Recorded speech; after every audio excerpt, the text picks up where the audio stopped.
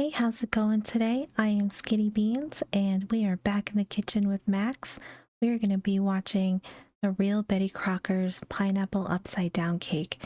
I am very excited for this one. I don't know a whole lot about the history of the Betty Crocker brand. I just know I see it everywhere when you want to make a cake, muffins, cookies, all that good stuff. So I thought this would be a pretty interesting one to watch. So I am here for this one. If you do get a chance, I would appreciate if you could leave a like and subscribe. It would help me out a bunch. And I have Max's video linked in my description below. So be sure to go and subscribe to him, like his videos, watch his videos too, because he does a really excellent job. I also do animal reactions as well, so if that's something that would interest you, I do have a little bit of a library built up for that as well. But to everybody that's new, thank you so much for being here. We have grown quite a bit over the last few months, so I really do appreciate you guys being here. So thank you. And let's watch some cake magic here. I'm ready.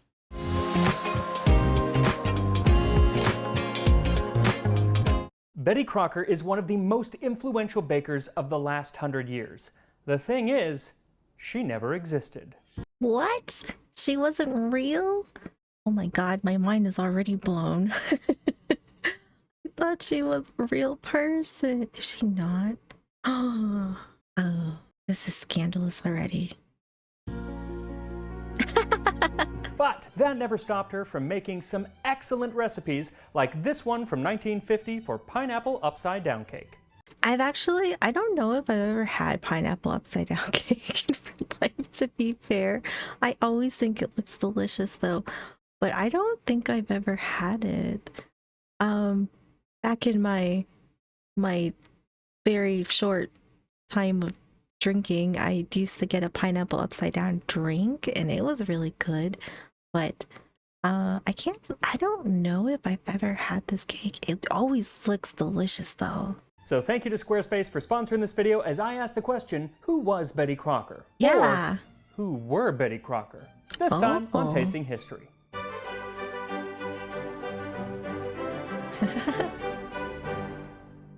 There are few names more synonymous with home baking than Betty Crocker, and that's because her recipes really stood the test of time, like those from the 1950 Betty Crocker's Picture Cookbook. She really had a knack for writing foolproof recipes regardless of your expertise in baking. One interesting thing about this cookbook is the way that she sets up her cake recipes.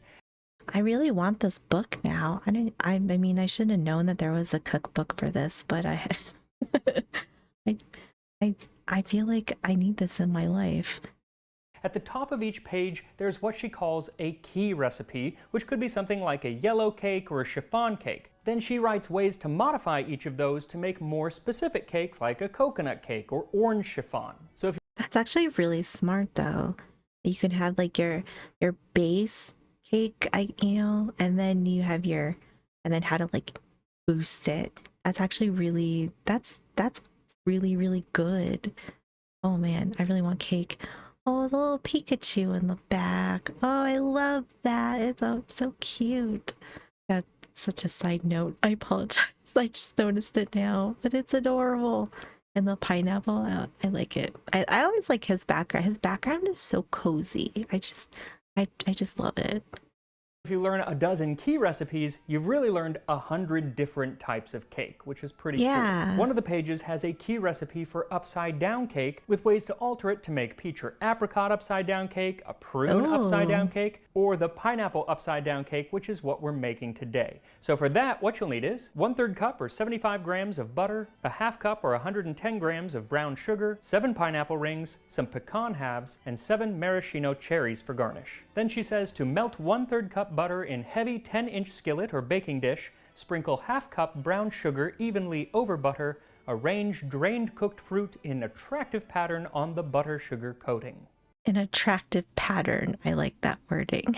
I always think of pineapple upside down cake as like a summer dessert or something, like spring summer dessert. I don't know. Maybe, I'd assume, it's cake. You can have cake anytime you want, right? I mean, cake is cake is acceptable year round, 24/7. I mean, if it didn't make me fat, I would eat cake every day. So the biggest difference between her recipe and most modern recipes that you'll find is the skillet. Instead of using a cake pan, she uses a skillet, which would probably be something like a cast iron skillet, and that is going to let you get like a real nice caramelization on the fruit. So first, melt the butter in the skillet, then take it off the heat and sprinkle in the brown sugar, making sure that it's evenly spread. Then take the pineapple and arrange it on the bottom of the pan, putting a cherry inside of each ring. Then fill in the empty space with pecan halves. Also, just curious, do you say maraschino or maraschino? Because maraschino? I think I've always said maraschino. I've heard maraschino, but I think I say yeah. I didn't know. There's more. I mean, I guess I should have figured, right? Because this is kind of like one of those funky ones. Maraschino is the proper Italian, but I feel pretentious saying maraschino cherries, especially at a bar, so I say maraschino. But yeah, same. I guess either one works. I'm just curious, which one do you say? Anyway, once you have placed your maraschino or maraschino cherries, she says to make the cake batter. And for that, what you'll need is 2 eggs, 2/3 cup or 135 grams of sugar, 6 tablespoons or 90 milliliters of juice from the canned pineapple, 1 teaspoon of vanilla, 1 cup or 125 grams of sifted flour or cake flour. Specifically, she calls for gold medal flour or soft as silk flour. And soft as silk flour? I have never heard of that. Ooh, is that... Can you still buy that now? The reason that she does is because pretty much all of her recipes are a way to sell flour, and we'll talk more about that later. Now, you can still get gold medal flour or soft as silk. This one I got. Oh, look, he has one. Oh, I guess they still do sell it. I don't know if I've ever heard of soft as silk flour. Huh. Online because I couldn't find it at the store, and it came like taped. Okay. It's an absolute mess. But God, can you imagine getting that and you're like, it's taped? Oh gosh, yeah, I'd be like, this is sus. I don't know. I feel like, maybe it's like an imposter flour that they just put in the box. You can still get it, but any cake flour or all-purpose flour is going to work, but cake flour is going to work better. 1/3 teaspoon. What's the difference between all-purpose flour and baking flour? See, like I don't bake a lot, so I don't know a whole lot of baking, I guess, maybe ins and outs. Like I have no, I didn't even know there was cake flour, to be fair. Oh, I'm already learning so much. Of baking powder and 1/4 teaspoon of salt.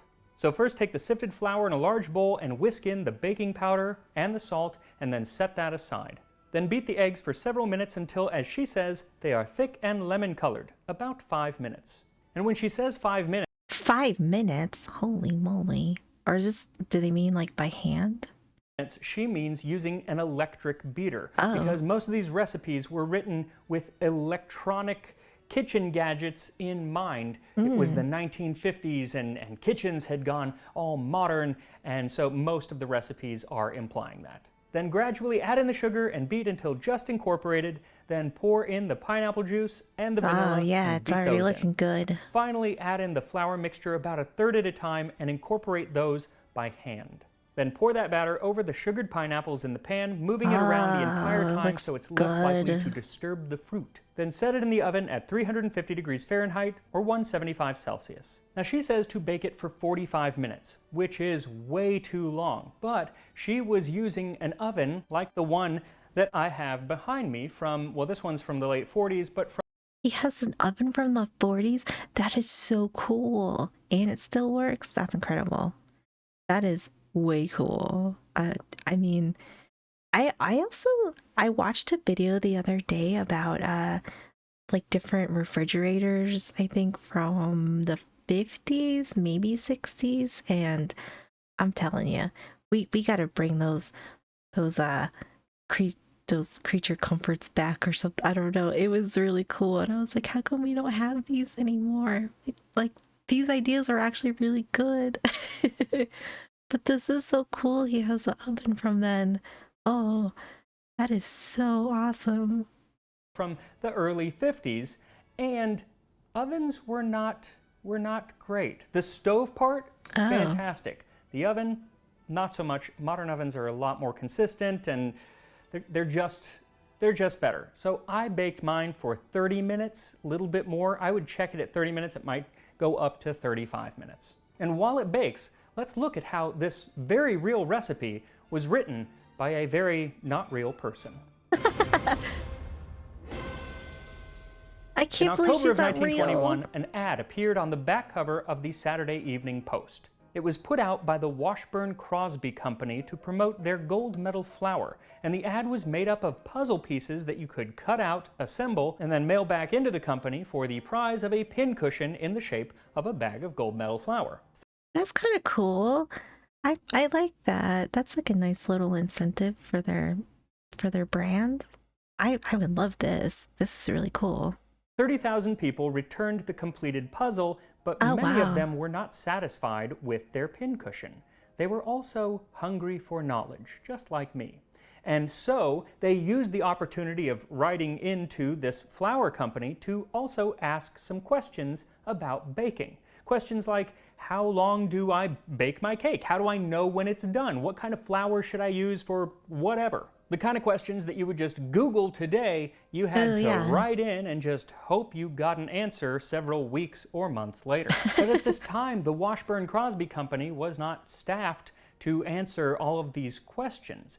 And all of the questions that were ever sent in, or any kind of fan mail for a flour company, they were answered by the all-male marketing department, and they mostly didn't know anything about actually baking. That's so funny. I bet that went over really well. Be like, listen, man, we just make flour, okay? We, asking baking questions, that is above our pay grade. That's actually really funny. Oh, I love this history. So they asked the all-female home service department who came up with the recipes. But even with the ladies' input, the letters were still coming from men, and the head of the marketing department kind of thought that women didn't want to get a bunch of answers from men who had never been in the kitchen, so he decided to put a woman's name at the bottom of every letter, Betty Crocker. Betty, because it was a popular name at the time, and it just sounds pleasant. Who doesn't have a favorite gal pal named Betty? And Crocker, because it was in honor of a recently retired and beloved executive, William Crocker, at the company. But that is so wild. I mean, that makes sense though, especially like for baking back then.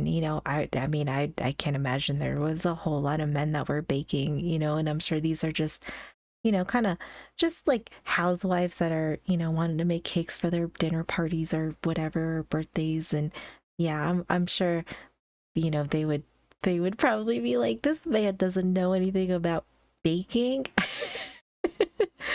So that actually makes a lot of sense. Although my mind is still blown that Betty Crocker wasn't a real lady, though.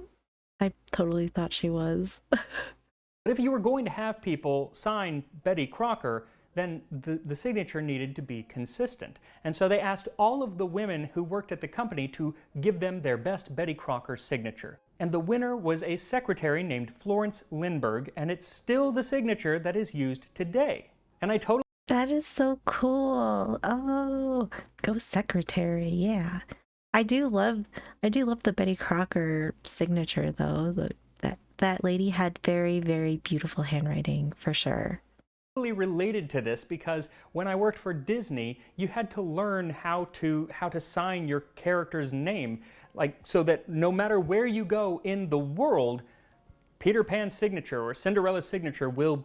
That his attitude makes so much sense. I could see him working at Disney. He seems like he's just so sweet and just wholesome. I don't know. I could totally see him being like a Disney person. Oh, that's so cool. Always look the same. Mine was Prince Charming, and I never actually had to sign it, but I was prepared. Anyway, with that see, he was Prince Charming. Oh, see, I feel like he would have been he was a perfect Prince Charming. Oh, I love that about him. I did not know. But that is so cool. Signature, Betty Crocker was born, on paper at least. And between Betty Crocker's responses to questions and the added publicity of the company's not-so-subtle Eat More Wheat advertising campaign, the number of flour-related questions came flooding in. And within 5 years, the company said that because of Betty Crocker, 2 million women have learned to make perfectly delicious small breads and pastries every time they bake. Oh my god, that is so cool. 2 million though. Holy crap. They really got it right for this. Hell yeah. In April of 1926, with 5 years of content, plus a bunch of recipes from gold medal cookbooks from the early 20th century, the people behind Miss Crocker invited customers to send in 70 cents, which then became $1, and in return, they would send you a little wooden box filled with Betty's best recipes. And maybe if I had thought to do that, I would have compiled my recipes into a little wooden box instead of putting them in a tasting history cookbook, but... Oh, he has a cookbook! Oh, I might have to buy that. I might have to get that because I bet it's really cool. Oh, yeah. I might have to set aside some funds for this cookbook. Here we are. It's on shelves. It's on my counter. Speaking of the Tasting History Cookbook, I am going to be going back out on book tour in October. This time it's all East Coast. The cities are still being determined, but we're going to go north to south, hitting several cities. So if you live back there, I'd love to see you. I'm going to put details online as soon as I have them. In fact, maybe by the time this video actually drops, I'll have all those details or some of the details down in the description. So keep an eye out. Anyway, as Miss Crocker's popularity grew, the Washburn-Crosby Company decided to take her onto the airwaves. They'd recently purchased a Minnesota radio station and then hired a journalist and home economist, Blanche Ingersoll, to write scripts and perform them, providing the very first voice of Betty Crocker. And in October of 1924, households all over the Midwest heard Betty Crocker say, "Good morning. This is a very happy morning for me because at last I have an opportunity to really talk to you. To those of you who are my friends through correspondences, I wish to extend most cordial greetings and good wishes." I loved how people talked back then. I don't know. It just sounds so polite and sweet, and I don't know. It just, there's something about this like language vocabulary tone that I just think it's just very classy. And to those of you who are making the acquaintance of Betty Crocker for the first time, I bid you welcome to our circle. This hour, 10:45 every morning, is yours, and I am here to be of service to you. That is so cool. I wonder if he has like a recording or something, or maybe I can find one because this is cool. Oh, I love this. And she was. Within 3 years, 12 different radio stations nationwide were broadcasting Betty Crocker. But as they didn't record radio at the time, the scripts were being read by 12 different voices of Betty Crocker. Oh my gosh. And in addition to recipes and cooking tips, she also got into just general household management, how best to do grocery shopping, how best to get a stain out of a tablecloth or something, and even how best to keep your man docile.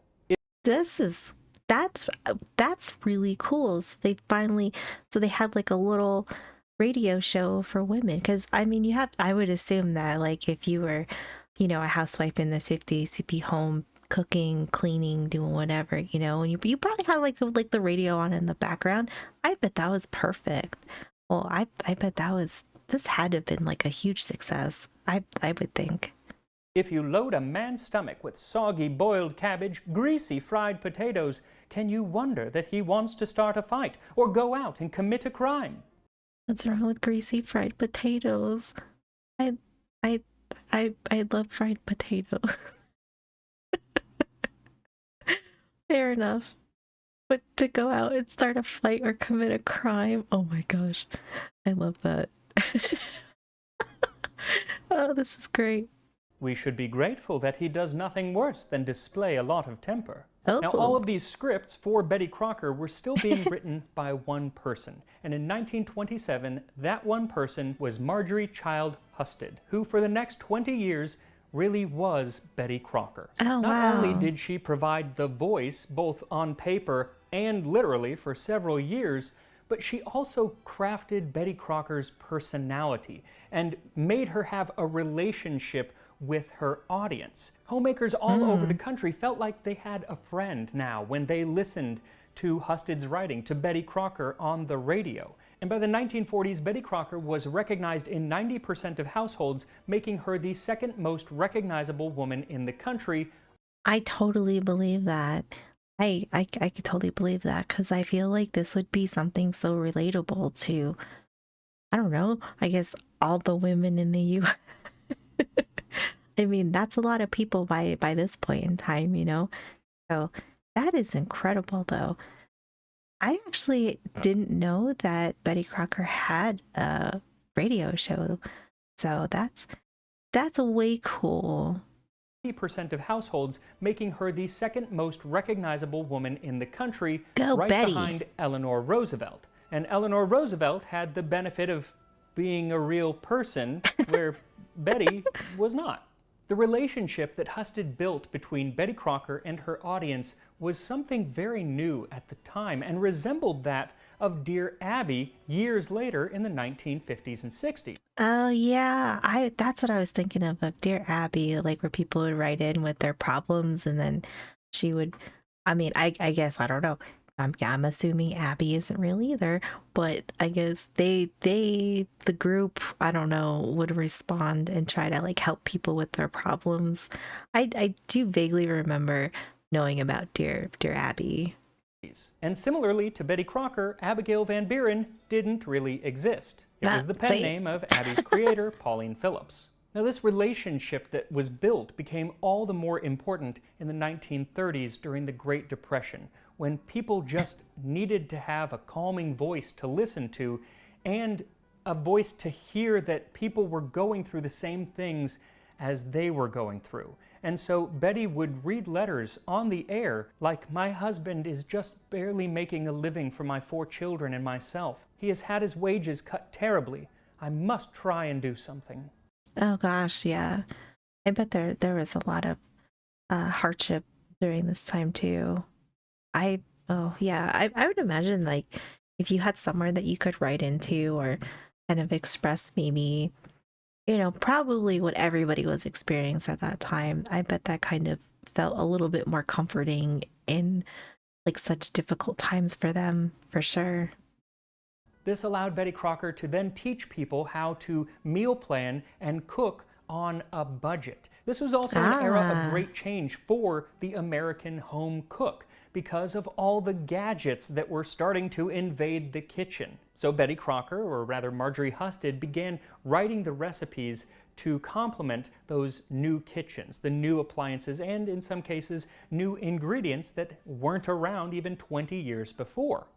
That is so cool. I mean, that's like really, I guess, in a way, like progressive, I guess. I don't know. Or like, I guess writing recipes to keep in mind of like such new technology that we were coming up with, and then having something cater to that. That's actually, I mean, that's so smart.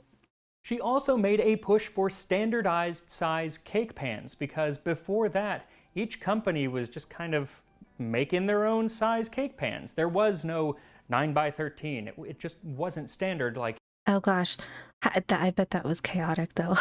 Everybody has like their own different sizes. Oh gosh, I bet that was kind of like a mess to try to figure out. It is today, which makes baking hard. She also took old recipes that people had on their shelves and told them how to update them for modern cooking. Since many of the ingredients and methods no longer fit the times, do not try to follow the directions given. Instead, if you discover a recipe you'd love to prepare, refer to a more current Betty Crocker recipe. And all of these changes actually saved people time and money during a time when people really needed to save money. Yeah, I would imagine, because if everybody was making different size pans, how would you ever know? And then you're trying to follow a recipe. That sounds just like a nightmare. And I feel like a lot of baking is very like, I feel like baking's more precise than cooking, I guess.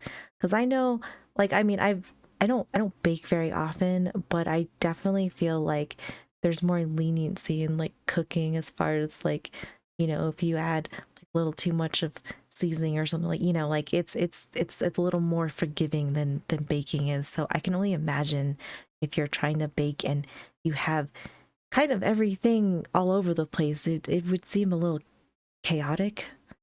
If you're trying to figure out a recipe from 1910 before they had any kind of temperature on your oven, or a lot of standardized measurements were just coming into use, and in a cake pan that is not standard, and using ingredients that maybe don't even exist anymore. Oh gosh, yeah, right? Like they don't even like make whatever ingredients anymore. Oh gosh.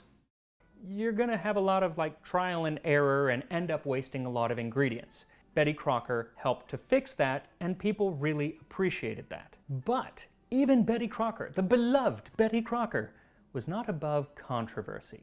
Oh boy. Oh gosh, she gonna get scandalous. What happened? There was a period where she had bachelors on her radio show and would ask them what they were looking for in their future wife. And while many people actually really loved this segment, others did not, though not necessarily for the reasons that you'd think. I can't say that I care much for your talks about what different men want in their future wives. Most of us who listen are married, and our husbands have got all they're going to get, unless it's some different food for which you are giving us recipes in that time. Besides, we all know they won't get what they're looking for. Oh. Oh my gosh, okay. They'll fall in love with some pretty nitwit and won't even stop to ask whether or not she can cook. I feel like there's a lot of subtext to that letter that didn't actually make it in. I feel like that. Yep, I would. I 100% agree with it. Oh man, you know, us women, we be wild. We are crazy. I mean, you know, kudos to men, you know, for, you know, and how we could all coexist, because I mean, not that men can't be crazy, but you know, us women, we be wild sometimes.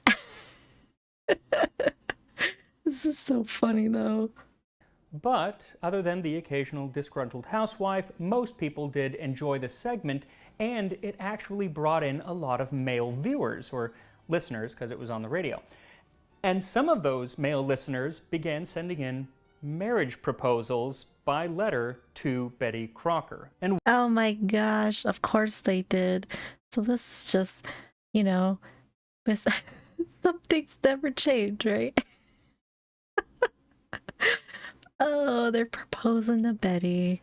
Oh, I mean, you can't blame them, right? Because I guess surface-wise, you know, I guess if you didn't know that Betty Crocker's not a real person, she probably seems like the perfect wife. And I guess if she really is single, then, you know, shoot your shot. I get it. You know, I'm not hating on it. One of these proposals actually did end up in a marriage, obviously not to Betty Crocker, but to one of the women who was writing back the letter. They actually ended up getting together and got married. And this led to a rumor in the press that Betty Crocker had gotten hitched, and so Betty Crocker, the character, had to come out and say, no, that's just a rumor. Oh my gosh, that probably caused so much chaos. Who knew Betty Crocker was so scandalous? Oh man. This is so crazy. The girl who was married was a former member of our staff, but Betty Crocker is right here as usual. Instead of practicing making biscuits for a husband, I'm afraid I will have to be content to keep doing my cooking in the gold medal kitchen so that we can work out all these recipes for you. And she did continue to work out recipes like in this 1942 Betty Crocker's Cookbook of All-Purpose Baking, which even shows her portrait for a person who didn't exist. The portrait, which was created in 1936, was actually an amalgam of several of the women who wrote on the character's behalf. Also, as this was published... That's crazy. I wonder how that art... I mean, that's incredible that the artist was able to take traits of like different of all the women and create her, because she looks really good. This is incredible. She looks great. In 1942, it makes a lot of concessions to deal with rationing, which was happening at the beginning of World War II and throughout the war. And throughout that time, she had new recipes coming out that dealt with the ever-tightening restrictions of rations on ingredients like butter, sugar, and meat. Now, as the war years ended, Marjorie Husted, who was by that time basically Betty Crocker, was the most valuable employee at what by then was called General Mills. She was making more sales than any... General Mills, so that, like, the cereal? Is that where it started? Right? Right? Yeah. Yeah, that's like... I don't know why my brain is so fried right now.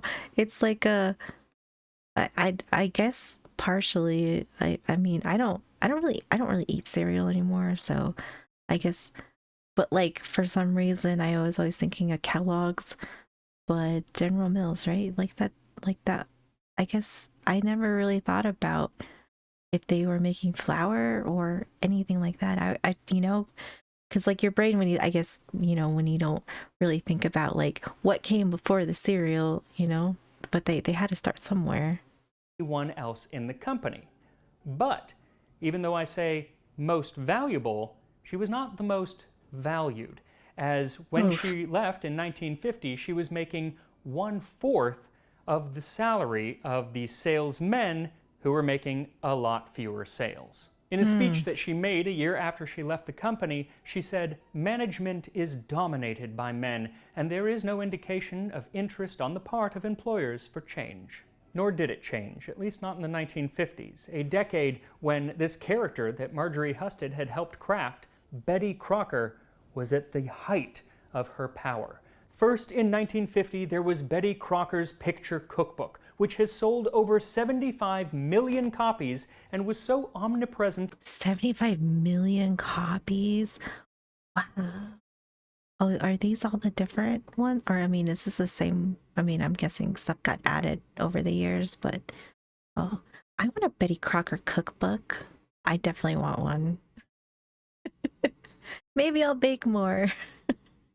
In the kitchens of America that it became known simply as Big Red. The 1950s also saw Betty Crocker move from the radio to television with The Betty Crocker Show, the titular character being played by the actress Adelaide Hawley Cumming. From 1949 to 1964, Cumming played the character on a number of shows, appearing frequently on the popular Burns and Allen show.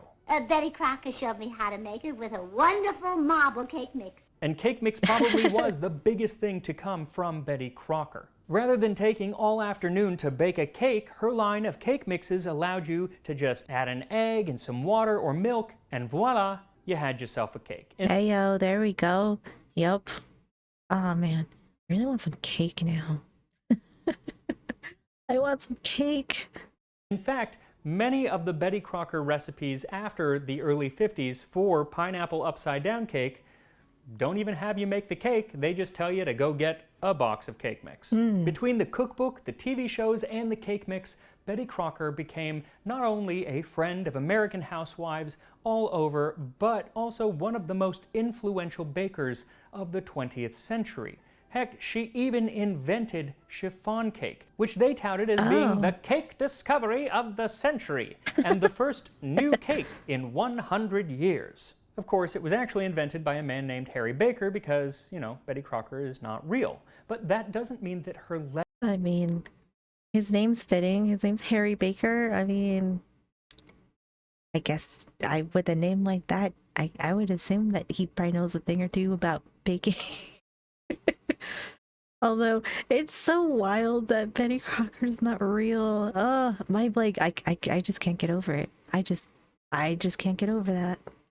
Legacy is not real. Yes, she gets the credit, but really it was the work of hundreds of cooks over decades in the Betty Crocker kitchens who did the work of perfecting numerous recipes, many of which are still with us today and very little changed. Like, what is that cake?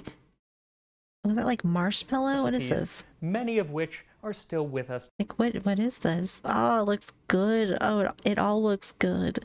Let me smell it. Today, and very little changed. Like this recipe for pineapple upside down cake, which should be ready to take out of the oven. So once your cake is baked through, let it cool on a wire rack for 10 minutes and then carefully flip it over and let the cake drop out, upside down onto a cake plate. Oh, it looks beautiful. Let me smell it. Oh, it looks so good. Oh, I really want some cake now. I'm so jealous of him. I'm happy that like maybe I don't know this man in real life or like live near him, because I feel like I would be like 300 pounds. Be like, oh, you need help eating that cake? I'll be right over. But this looks so good. Oh, it looks delicious. And here we are, Betty Crocker's pineapple upside down cake. It smells absolutely delectable. The crumb is just lovely. It's so, just looks moist. Hate that word, but works with cake. Sounds moist too. Here we go. Oh. Oh. Oh, it's good. It's good, huh? Betty, you've done it again, you gal. Wow. Oh, yeah. Oh, I bet. Oh, it looks so good. I can't believe I'm eating like that. It's fantastic. It's okay, man. All of us can be cake gremlins sometimes, and it's fine. It's cake, you know. Sometimes you gotta just gremlin out and just, you know, shovel it in because it's delicious. 70-year-old recipe. And it shouldn't change at all. You should make this in the cast iron skillet. It really does, it darkens it up so it's not as pretty, but it creates this kind of like dark carameliness. So there's not a crunch, but there's a, it changes the texture, and it's absolutely wonderful. And it makes it a much more complex flavor than a lot of pineapple upside down cakes that I've had. The only problem is that I am going to eat this entire cake over the next few days. Oh, a few days? I would have been like, oh, this is gonna be gone by tonight, probably, you know, because it's delicious. I mean, sometimes you just gotta treat yourself, man. Treat yourself, and you got a whole cake, so you can have, you know, your little treat every day. The entire cake. None of it will go to waste. Good. It's absolutely fantastic. This recipe really does stand the test of time, and I look forward to adding it to the compendium of recipes that I'm including on the Tasting History website, which I'm building with some help from our sponsor, Squarespace. Oh, that's cool. Now, while cool. it does take a little bit of time to create a website, Squarespace makes it so much easier for those of us who don't know really anything about building a website. They have easy-to-use tools like their new Fluid engine, which allows you to drag and drop to customize every design detail of your site. And if the site is for business, once it's up and running, they have a whole suite of tools to really help make the sales process a lot easier. They make it easy to manage orders, track inventory, and most every other aspect of bookkeeping. Now they even integrate with Square so you can keep in-person sales synced up with the orders and inventory of your online store. It is perfect whether you're selling physical or digital products. So if you're looking to make a website, go to squarespace.com for a free trial, and when you are ready to launch, go to squarespace.com/tastinghistory to get 10% off of your first purchase of a website or domain. And I will see you next time on Tasting History after I have eaten this entire pineapple upside down cake. Eat it all! It's so good. Yes. Oh, I love this. This was so cool, and it looks so good. Oh man, let me see if I can get back to where he was. Yeah. Oh my gosh. Oh, it looks delicious. I think his came out perfect. It looks so good. I wish I could have some. It looks tasty. If you've had pineapple upside down cake, do you think it's, I guess, where would you rate it on your cake tier? I haven't had a whole lot of like crazy cakes, I guess, like, or I haven't had a whole lot of variety of cake, I guess. I'm kind of like a plain Jane person, but this looks delicious, and I'm not one to like say no to cake either, so thank you so much for hanging out with me. I really appreciate you guys being here. I really loved this video. This was great. So be sure to go and subscribe and watch Max's videos because these are incredible. I love these. Also, if you do get a chance, please be sure to like and subscribe. It will help me out a bunch. I hope you guys have a wonderful day, and I will see you in the next one.